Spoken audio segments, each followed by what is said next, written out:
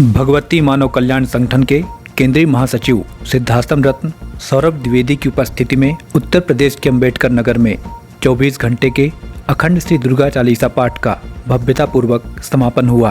कार्यक्रम के दौरान संगठन के कार्यकर्ताओं ने नशा मुक्ति रैली निकालकर क्षेत्रीय जनमानस को जागरूक किया। इस रैली में महिला व पुरुषों के साथ ही बच्चों की भी पर्याप्त भागीदारी रही।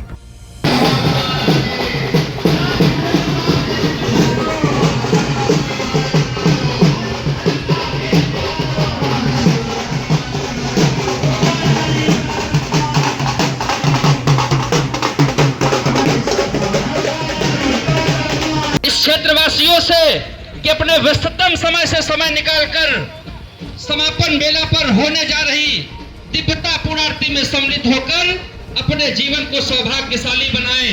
यह दिव्य अनुष्ठान आपके कल्याण के लिए आयोजित हो रहा है। भगवती मानव कल्याण संगठन के तत्वाधान में आपका नगर अकबरपुर अंबेडकर नगर नशा मुक्त हो, मांसाहार मुक्त हो। वहीं कार्यक्रम के समापन में केंद्रीय महासचिव द्वारा उपस्थित श्रद्धालुओं को विशिष्ट चिंतन प्रदान कर उनका मार्गदर्शन किया गया। हम अपनी रक्षा चाहते हैं, अपनी उन्नति चाहते हैं, रोज हमें पुरुषार्थ करना पड़ेगा और पुरुषार्थ शरीर, मन, बुद्धि, अहंकार इन सभी का समन्वय करना पड़ेगा। सब कुछ स्वस्थ करना पड़ेगा हमारे भीतर जो भी है, तभी हम पुरुषार्थ कर पाएंगे। हम चाहते हैं कि संसार को हम बदल दें, समाज को बदल दें। समाज में बहुत कुछ बेकार चल रहा, हम चाहते हैं कुछ अच्छा करना है। उसके लिए क्या जरूरत पड़ेगी? वो घर बैठे और सोचने से नहीं होगा। अगर समाज में परिवर्तन करना है तो उसके लिए भी शक्ति की जरूरत पड़ेगी। क्यों?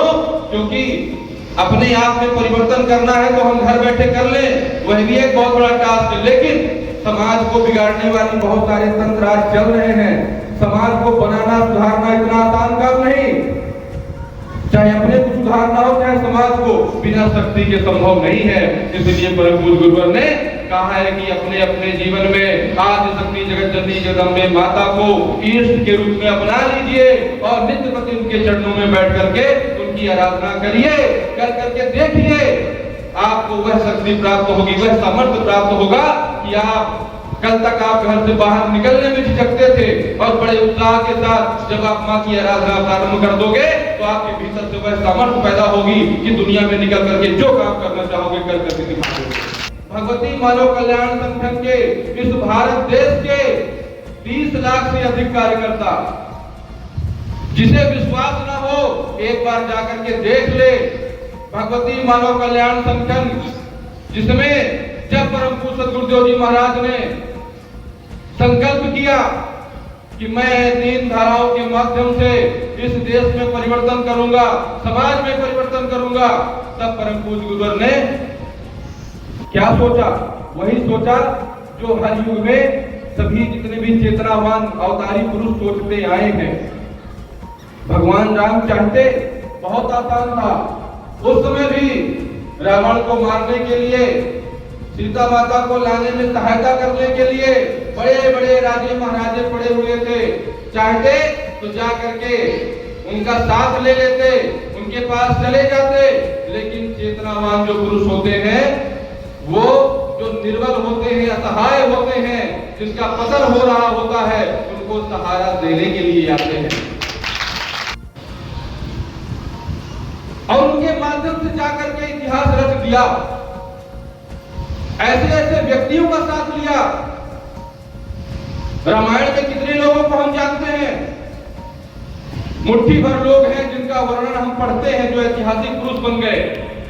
निषाद राज, आज दुनिया कह रही है कि हिंदू धर्म में छुआछूत है, जातिवाद है, ये है वो है। ये कहने वाले कभी इतिहास नहीं पढ़ते कि ये जब 1600 ईस्वी, 1200-1300 ईस्वी के बाद जब बाहरी आक्रांता भारत देश में आए, उन्होंने यहाँ का वैभव देखा। फिर अंग्रेज आए, उनने कितनी व्यूह रची, कितनी रचना रची। ये जो हिंदू कहलाते हैं, जो अपने अपने कामों में व्यस्त हैं, सबके घर में धन दौलत है, हीरा सोना चांदी जवाहरात है, अच्छे अच्छे कपड़े पहनते हैं, इनको कैसे हम अलग करें? तो उन्होंने कह दिया तुम ये काम करते हो ना, तुम लोहा पीटते हो ना, तुम नीचे हो और वो जो पूजा कराता है ऊपर है, जबकि ऐसा कुछ नहीं था।